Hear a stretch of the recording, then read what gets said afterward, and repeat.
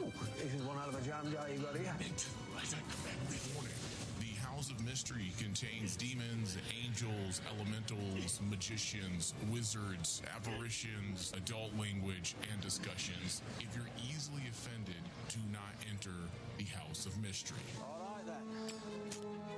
On with the show.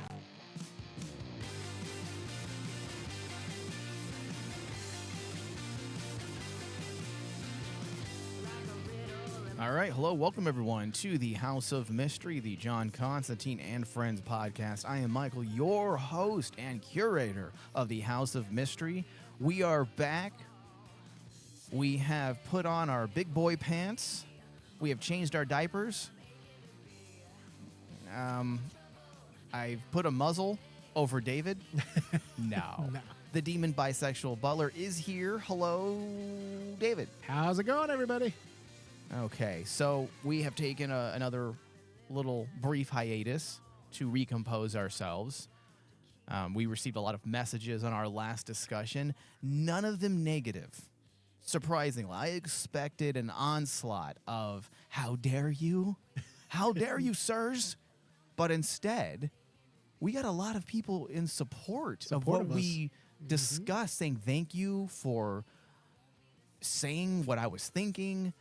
And on and on and on, dozens of people sending in messages thanking us for saying something that they thought was surprising that other reviewers weren't saying. Yeah. So listen, I pride myself on being a little different from the rest, David, but also we were just being honest. We call it how we see it. We don't have a political fight. But regardless, David, you and I both try our damnedest to be objective when discussing politics, writing. We don't allow our subjective desires, wants, worldviews affect the overall end result of our reviews and critiques. Yeah, because like at the end of the day, if you're going to just simply say biased drivel without any backing at it, then you're never going to find out the true reason why something is the way it is. That's always been my stance, is like, I may not like something, but I'm going to try to dissect and see what is it that I don't like. Is it something that can be the fault of the creator, or is it just my own personal biases? Yeah. So like but in doing so, I can actually at least make other people understand what they're feeling too, because like just like what you said, a lot of people have been saying is like, we're saying the things, we're giving meaning to what a lot of people are feeling, because not a lot of people understand, hey, what is the breakdowns of writings? You know, what... I also think we live in a very heightened, obviously we live in a very heightened political environment. And there's a lot of people who are just afraid to say things because no one wants to be accused of being racist or sexist or misogynistic or homophobic. And unfortunately, anytime you say anything that may go against the, let's say, the liberal norm or even the right norm, you're either woke or you're a homophobe and a racist. So there's a lot of people who are just afraid to voice their opinions in fear of becoming a target. Me personally, I don't give a fuck. I'm going to be honest. You know, I love Spurrier. He is one of my favorite authors, but that doesn't mean I'm not going to call him out on his shit. Yeah, I'm not going to. I've learned that basically I love a lot of writers and artists that I know, and I love the work that they churn out. But in order for them to churn out those really great masterworks, you have to have someone there kind of keeping them kind of in check. And we do it with everything, David. We've done it with Tarantino's last film. Oh, yeah. Once Upon a Time in Hollywood was a beautifully made movie, but it was self-indulgent as hell. Scorsese's Irishman, as well as his last movie, the Western, well, kind of Western, that he just did for Apple TV. See how you don't even remember it? I can't even remember it. Those two movies, in my opinion, are the work of a man who is coming to an end of his creative talents. Yeah. They're not that great compared to his other work. And I love Scorsese. Oh, yeah. So just because I like you, doesn't mean I'm going to there's a difference between being a fan of your work and appreciating your creative talents and just being simply a fanboy. And that's something that I don't believe we are. Yeah. Fanboys are the ones who refuse to be honest. Mm-hmm. They love everything and anything you shove down their gullet.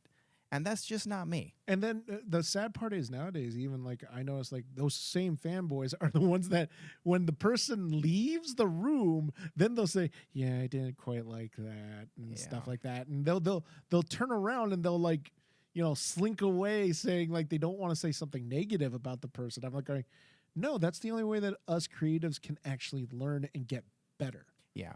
Now I will say, I don't want to apologize, but I will say I listened to the end of our discussion again, and I think the opening 40 minutes was pretty fucking solid. And then the last 3 minutes, I kind of just got angry. Yes, so, you did. I don't want to ever become mean-spirited. Yeah. So I will say that if it came off as mean-spirited at the end, well, I will be honest, I was a little perturbed and annoyed because I don't like people speaking for me. Yeah. And I feel like when you become an essentialist, you start to speak for others. Mm-hmm. So, all right, let's move on. So, issue number 4, John Constantine, Hellblazer, Dead in America number 4. John Constantine, faith healer, disguised as a Catholic priest in a small town near the Texas-Mexico border. John searches for the connection between how a dust-ridden county turned out a massive harvest and dreams missing sand, but this good-natured all-American town has an ugly secret, one that brings John, Nat, and Noah face to face with monsters of a very human kind. So this issue was a major bounce back from the third issue in terms of overall narrative coherence. It worked on multiple levels. We also, and this is one of the reasons why I've been annoyed, we're 4 issues in, and we finally get an issue that revolves around Constantine. Yes. And not just Constantine, but also our core group. Dead in America, we had thought, was going to be a story that revolves predominantly around Nat, Noah, and Constantine. And yet, for the most part, they have been put in the background and replaced with an abstract narration that loosely connects our 3 core players to the overt narrative itself. They're simply placeholders for political messaging, whereas this is a little different. Now we have characters front and center taking actions that then alter the flow of the story. You have a noticeable plot. Nat actually does something. Every character in this issue has a point. Yeah. That's what I noticed too, is kind of like, as funny as it sounds, it seems like this one, Spurrier, finally, he went off the rails in issue 3 with a lot of bombastic concepts that he was trying to be I don't want to say artistic. I don't want to say he tried. I think he was successful in what he was attempting to do, but it just didn't work. It didn't work for a Hellblazer comic. Yeah, and then in issue 4, it seems like, okay, he got back off the rails. He got the poison out of him, and he worked it out. And he basically said, "Okay, I'm back here. Let's get back onto the road." Because, like, I'll be honest, in issue 2 and 3, the one complaint that I've had is, where is John Constantine? Yeah, he's being used in the comic as the quote-unquote narrator, but in all honesty, John is just walking through the scene. He doesn't really influence anything. He just basically goes from point to point to point to point. And even in issue number 3, he's not the focus. He's just basically the narrator who comes across the main scene of the entire comic. Here, okay, you have multiple quote unquote multiple stories going on in the issue, but at least one of the stories is focused on John. And I will also say, even though we have parallel narratives, they both are funneling back into the main storyline. Yes. In some way. Yeah. Now, perhaps Noah and Constantine's story dealing with the small farming county, maybe not directly involves the main myth arc, the connective myth of the second Spurrier run, but the parallel narrative does, dealing with Swamp Thing. Yes. And Nat. And that is a great way. It's a method as old as time. If you want to say something that might not be directly involved, but you also want to do the classic Constantine procedural where he becomes a fucking investigator like he should have been. Like he should have been. This is a good way to do it. This is a good way to do it. Yes. And that's why ultimately I am happy with this issue. I will say there's a lot of messaging going on. I will say that's a bit of a negative. And what I mean by that is I feel like Spurrier needs to pick a lane. Yes.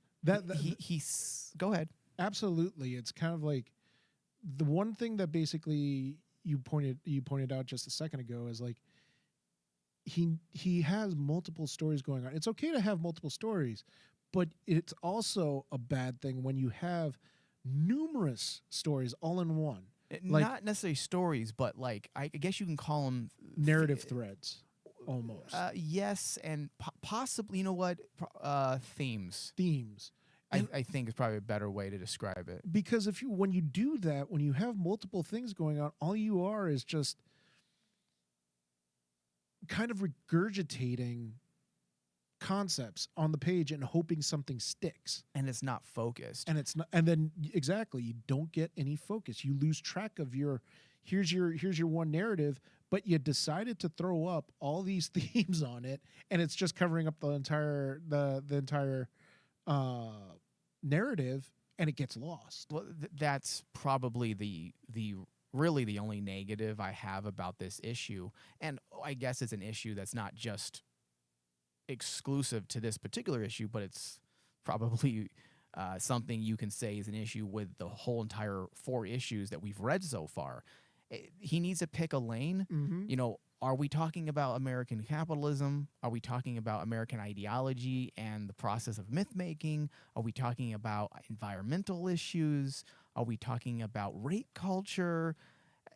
There's just so many ideas being. Are we talking about like what Nat brings up, which was awesome, and I agree with this, when she's talking to Swamp Thing about the nature of civilization and how we have essentially given ourselves so many things to do to keep ourselves busy, always striving, working, typing, writing, farming, you know, and we have slowly forgotten, you know, what it means to be human, essentially, is what she's saying, and we've become distracted by superficialities. And we don't really focus on the community at large and the communal spirit that will actually ultimately save the world. That's kind of the messaging here, because this is also an indictment on neoliberalism as well. I should throw that in there. So you have all these ideas, and then you have Nat talking about how we have lost many of our freedoms because of our own actions, and we have devolved into what we are today, but we say this is progress, which is an awesome statement, but it's another political thought thrown into this mix. And all of this so far that I've just mentioned is in one issue. Mm-hmm. So you've got to focus a bit. It's a little all over the map, and I'm not against an overall series covering things. We know this is nothing new. They did this in the OG Hellblazer run. Oh, yeah. They constantly talked about various political things. But I think the difference there, and the reason why it was more focused, was because the politics was the framework and the supernatural was transposed over that framework. Yeah. And through the actions of Constantine, you would then have political subtext. You would have certain aspects of political overtness seeping through from the framework out into the main text itself. And then you would have Constantine have to wrestle with whatever issue that may be. Yeah. This is more like the framework is America, and then the politics is transposed over the framework of America. And I think we're losing something overall, not quality. I'm not saying we're losing quality. I think we're losing sight of what Constantine is and how those stories are generally told. And I'm open to new ways. I'm definitely open to that. When you have a character that's been around for, what, 40 years now at this point? I think there's room for some exploratory narrative, absolutely, to play around with a bit, but you still have to focus your story. Yes. Now, let's talk a little bit about what this issue was mainly about. And it was an issue that was designed in a lot of ways. Let's look at the more intimate aspects first. It was more or less our first issue we've gotten where we see Noah and Constantine working together since we found out that this is his son. Yes. And it is showing a different side of Constantine, which I had hoped would happen. Yeah. Same here, because like, especially since in the end of the last series that we left off in Hellblazer, the message to Constantine was like being able to live with all of the sacrifices of all of his friends and losing all the people that he knew in the past and seeing what his actions caused. And now he has one last person in his life in a world where he doesn't have anybody. The only people in this world that he knows right during that series was Nat and Noah. Mm-hmm. And they were brand new. And then you throw on the fact that Noah is more tied to Constantine than any person ever because he's his son. Mm-hmm. You throw that onto here, suddenly, he was close with Chaz and all of them, and they were his friends. But there's a different element when you introduce the fact of a parent. This is your child now in play. And I think that paternal aspect worked in the favor of this story, especially when you look at the main purpose. The main story was about this rape that was just swept under the rug because the people in this town felt like, boys will be boys. Well, they live vicariously through their children. And why should they be punished and their futures destroyed because of this one little thing? Which, by the way, David, I don't know if you remember, but I believe this is actually ripped from an actual news headline, I want to say 12, 15 years ago. Mm-hmm. I do not remember the exact year nor the situation, but I do remember how appalled I was when I read about this. And it actually was on the news. I didn't read about it. And I want to say it was like 2008, 2010. It was a while back. And it was about this town who said, do we really want to punish these boys for something they did when they were drunk? These are athletes. These are gifted students. It was a group of kids, boys, that raped a girl. Yes. And they justified saying, I don't know if we should ruin their lives for a mistake. For a mistake, yes. And I was like, well, you ruined the life of this woman for the rest of her life. Yeah. So let's throw the keys away on these assholes. So this story was ripped from real headlines, and it worked because you have the paternal aspect. You have Constantine and Noah. And you throw in the fact of the mother. Yes, because and you have the parents who refuse to see the flaws of their kids. Of their kids. Yeah, I think it does work. It's an interesting way to contrast those two aspects. And that's what I really liked about the story of John and Noah, particularly in this issue, because John is having to deal with it front and center because, like, of course, him and Noah are trying to commit a con. And which I definitely appreciate that. Yeah, which is purely, that's OG Constantine. Yeah, that's Constantine 101. And like suddenly he's confronted with the fact that this mother is exactly like him, because he's looking at Noah and saying, do I really want to put my kid through this? Because like he sympathizes with the one person you really shouldn't, because her son committed a great atrocity, but in doing so, she's just as guilty because she wants to sweep it under the rug, and because she loves her son that much. And then John is confronted with it because he's like saying, well, am I no better? Because look what I'm trying to do with my son right now. Right. And suddenly that's when, it turns. The story itself got a hell of a lot interesting because in normal times, John would just go along with it. So were they playing, David? Do you think they were playing with the idea that we all expected Constantine to kind of fuck over Noah? Yeah, was that what they? Okay, they were expecting, because that's what I got from it.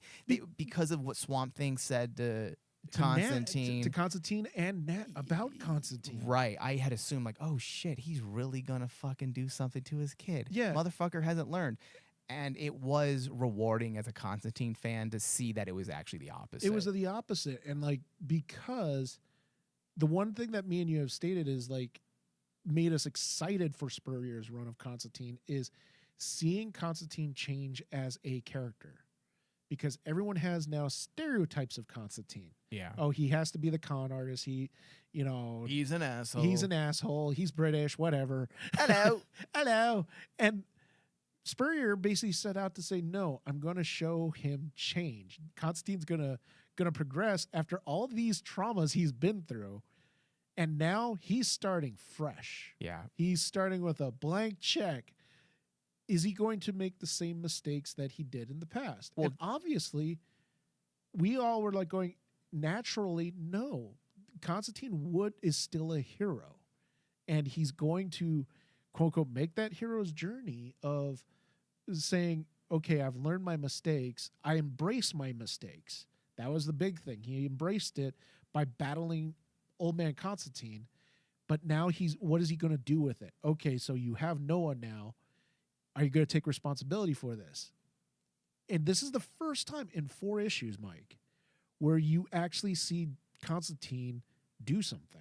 Yeah. Where it's like, oh, he does something different. He has to do something different because there's more at stake for him now. Now, David, my question for you, now that we know this series has now been extended a 3rd time, which is good for us Constantine fans, but also it makes me worried about the overall story flow, because if you had planned to end your story, let's say on issue 7 or 8, and you've now been extended to, I believe, 11 issues, how do you plan on filling that up when you already had your story mapped out?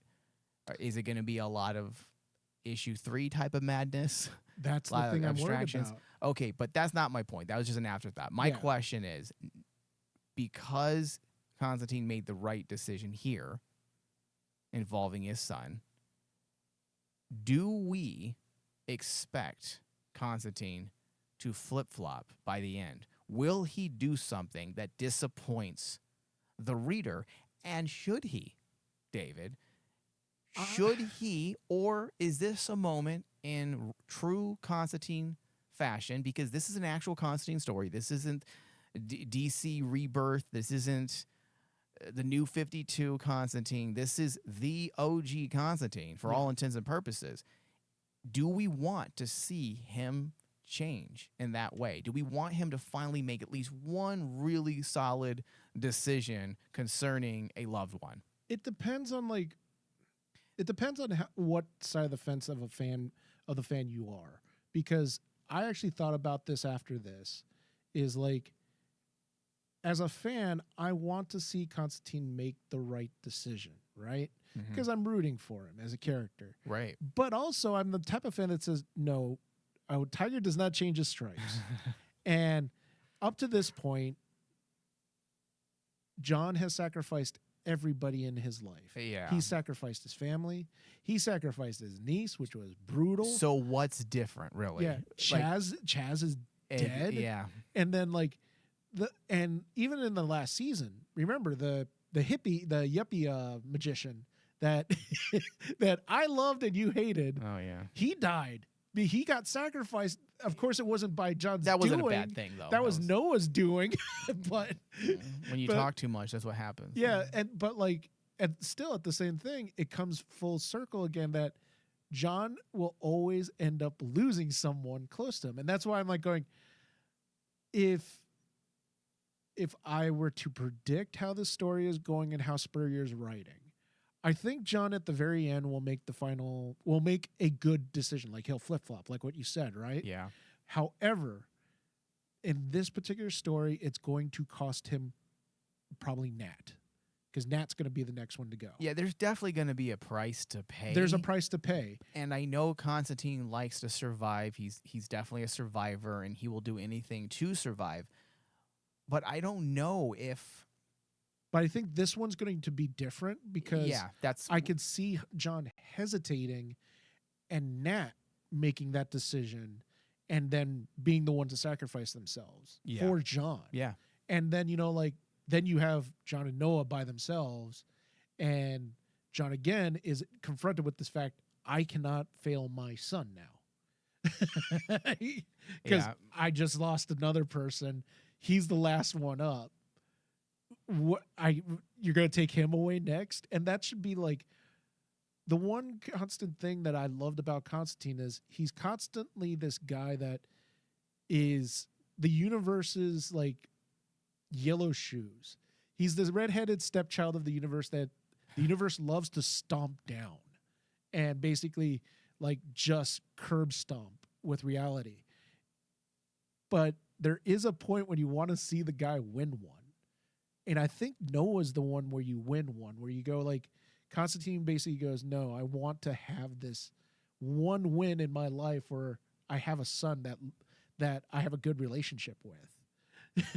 And you could kind of see it in this issue, because in particular when Constantine doesn't want to abandon Noah, but in the likewise, Constantine for one moment basically feels that it's safer for Noah to be away from him. Yeah. And that was the point in the story where I'm like going, oh, this is different, because Constantine of old would never ever think about this. Yeah. He didn't think about it with Chaz. Well, the reason why I feel like we might see a change in Constantine is for a few reasons. If Spurrier has plotted and planned this out accordingly, you can very well use the experiences from the last issue or from the last run to help create this new characterization for Constantine when it comes to his son. They are doing things with Constantine, specifically in this issue, that we haven't often seen. For example, Constantine justifying and defending himself when when Swamp Thing says, I think you are concerned only for yourself and not your son. Usually Constantine would just walk away, like, okay. But here he says, you think what you like, but I will tell you this. I've used Dream's sand before. The old bloody bag of it could have done anything, or become anything. But what did I do? I picked apart a conspiracy nobody else even noticed. I took on the darkness itself. Don't you accuse me of selfishness.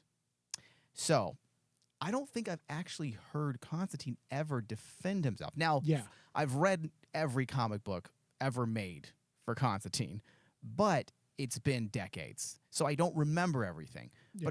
But I don't. You tell me if I'm wrong, and listeners out there, tell me if I'm wrong. I don't feel like we've ever seen a panel, or forget a panel, an entire page in a comic book dedicated to Constantine defending himself. And no, there's never been a time when because he's always been that guy that basically would say something witty and sarcastic. And also I think he just has come to accept that he's an asshole, that people view him that way. Well, not only that. Why argue with people who think you are a certain way? You're not going to win them over. That's why I feel like there's a specific point here. Well, why Spurrier has chosen to dedicate an entire page to this justification. Well, not only that, this was the crux of Spurrier's story, his climax of his story in the first run.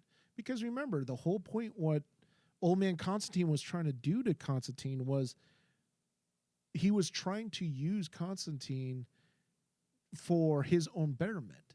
And he was trying to guilt Constantine into it because of, oh, look at all the people you sacrificed. Look at all the friends you lost. You got nothing. But Constantine fought back. And he basically walked away with it, embracing all of those people that sacrificed for him and carrying them on. and never forgetting about them, doing the whole heroic thing, which was a really cool moment for that character.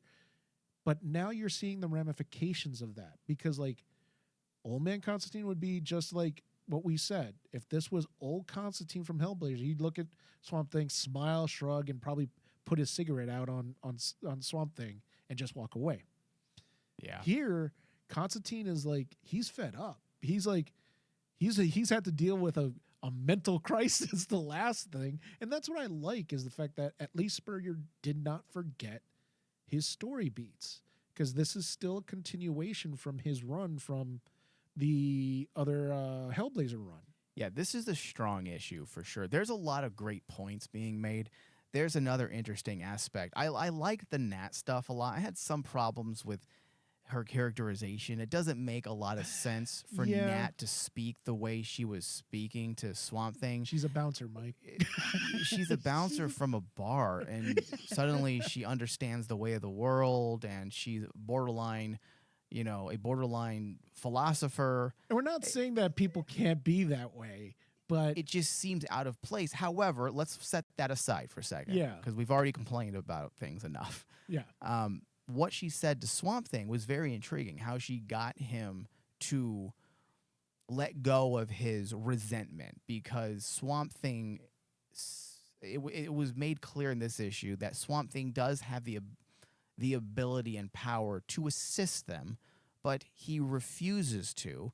And the reason for that is because he no longer has his connection to humanity, because he does not remember his wife and daughter, which was his connection to humanity. And because he no longer has that connection, all he feels is the disgust of what humans has done to the planet, to themselves, and he just doesn't have the motive. But when Nat speaks and she explains to him that we are a part of the green, that we didn't domesticate the green domesticated us. We worship the green. Wheat, I believe is what she says, if I remember correctly, is everything. We're crazy for wheat. It was an interesting way, and a very different way to motivate a character to act. And through her logic, she was able to get Swamp Thing to take part and actually assist. That part was interesting. It also paved way for an interesting bit of social commentary that we had mentioned a few moments ago, when she talks about progress of the world, and how we say, hey, look how much we have progressed. In fact, I said that during our last discussion. This is a little different, but she's trying to compare that we talk about progress, but if you look at the beginning of civilization to now, is it really progress? We have de-evolved in so many ways. We might have progressed when it comes to technology and the advancement of civilization and how we interact within a civilized culture. But in many ways, we have handcuffed ourselves. And by doing so, we have prevented ourselves from actually progressing. We actually are de-evolving. But the thing, I think the interesting about that notion is essentially you would say that basically Nat is like the Greta what's her name? Greta Thunberg? Greta Gerwig is the female director for Barbie. Yeah, that's not her. But you're talking about the How Dare You girl? Yeah, How Dare You girl. It would almost be like a how dare you moment, but instead she turns it into the fact that basically, but in actuality, this is a good thing, because it made us more connected to the green and more like we need you more than ever. That's why I liked it, because she's all, we need you. Yeah. And it's like, I thought it was a great way to draw a connection between humanity and the earth. And it was like, I like the fact that they found a new motivation that's still similar to Swamp Thing's old one, which was his connection with humanity as Alec Holland and his family with his wife and his daughter, right? Yeah. That was his connection to humanity. But in essence, it's still there. It just needs a different motivator now, because and that's what I like what Swamp Thing has come to realize is like, yeah, he lost that memory, but that need to be connected still is there. It's just it has to change now. And in a lot of ways, Swamp Thing had to move on from the loss of his wife and his loss of his daughter. And I like that Spurrier kind of took that story, and I was worried because I'm like going, Swamp Thing has been introduced since issue 2, and he hasn't said much. Yeah. Why the heck is he? Why in the world is he the way he is? He should be kicking ass with the green right now. But then when you realize and that's what I like about this issue is because he took the time to actually answer one of the problems right now is like Swamp Thing's issue of losing the part of his humanity. Yeah. He feels like he's not tied to humanity anymore. And you got to remember, for one of the biggest elements of Swamp Thing's character, he believes in humanity till the end. We all know this as Swamp Thing fans, that no matter what, Swamp Thing always believes humanity is the best thing ever.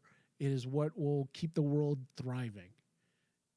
And for him for Spurrier to take that away and kind of recontextualize it is cool.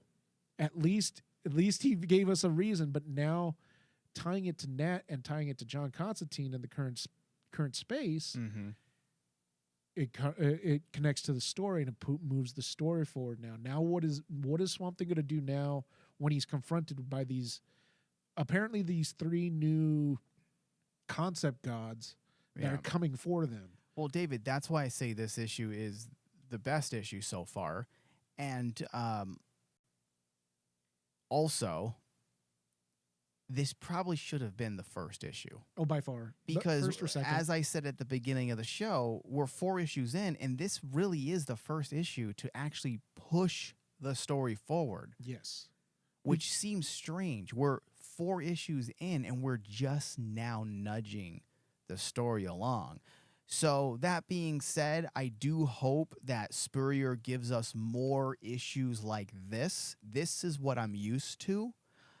There are moments that are a little murky. I do feel like Spurrier is crawling up his own ass a little bit, just to be honest. And this is someone who loves abstract writing. I love poetics, but you have to reify those poetics a bit. And the first run that he did definitely had those poetics, but it was more grounded. Controlled. This seems to be a little more abstract, and there are times where the narration isn't overly easy, isn't necessarily hard to follow, but it also takes a lot more effort than I'm used to when it comes to Spurrier stuff. Yeah. So that being said, I will say that this issue is strong. It's, let's say, an 88% on the RMD score. I like the way it ended. Talk about sweet poetic justice with Constantine doing something very much Constantine, where he makes sure the entire town pays. Remembers. And what a great way to end the curse of that town by making them all live a single hour in that girl's life. Yes. So basically, they all experience the rape. Yes. Which, think about how horrid that must be as a parent who is living through the eyes of this girl who is now being raped by their own kid. Yeah. And that's what they I don't think they needed to say that, but fuck, when you say it like that, oh, it's brutal. Oh God, that's awful. Think about this too. When you come to obviously the rape is awful, but the parent essentially experiencing the very rape that they denied happened. Well, think about this too. And they're being effectively raped by their own children. By their own children. But think about how poetic it was when you have that one splash page where you see how the mother the feels. Parent's reaction. Well, no, first you see what the mother thinks about her son, right? Oh, when Noah gives her a bit of the touch, and she sees like what she wants. She believes her son is this shining beacon of hope, right? It's more optimistic. It's more optimistic, and then it's shattered in the very end when Constantine gives him that nightmare. Well, you see all the kids. One kid's being strangled by his father. Yeah. Another one's being sent off to the military, it looks like. Another one has to contend with the fact that everyone now knows he's a rapist. No, he's a rapist. Because it's written on his locker. The other one was sent to church to pray. I don't know why that's what that was. But okay. But okay. And then another one was sent away because you see a moving truck. Yes. And another one killed himself? Another one killed himself. Is that? Yeah. So it's pretty fucking dark. That is the atypical classic Hellblazer ending that I liked. Yeah. Because so what's your score? My score for this was definitely a bounce back from the last issue. I gave this one at 87 because like it fully felt like the team finally rallied together, because the first 3 issues was just Spurrier on his own, left on his own devices and allowed to do whatever he wants. And here it feels like this is the team of Hellblazer. Yeah.